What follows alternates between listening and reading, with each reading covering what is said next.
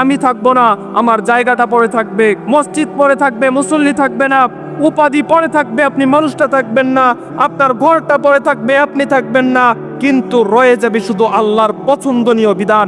আল্লাহর কাছে কে পছন্দ হতে পেরেছেন, আল্লাহকে একটা বার ডাক দিয়ে জিজ্ঞাসা করেন, রাতের বেলা শুয়ে শুয়ে বলবেন যে আল্লাহ, আমি জানি আপনার কাছে পছন্দনীয় পাত্র হতে পেরেছি কিনা।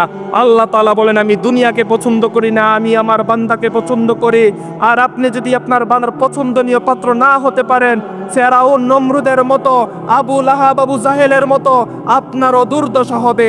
আর যদি পছন্দ পাত্র হতে পারেন, আপনার ফেস কোনো ইফেক্ট না, আপনার চেহারার রং কোনো ইফেক্ট না, আপনার টাকা পয়সা গরিবত্ব কোনো ইফেক্ট না, আল্লাহ তাআলার কাছে যদি আপনি পছন্দনীয় পাত্র একবার হতে পারেন, আল্লাহ তাআলা বলেন তুমি কামিয়াব, তোমার জন্য জান্নাত রেখেছি।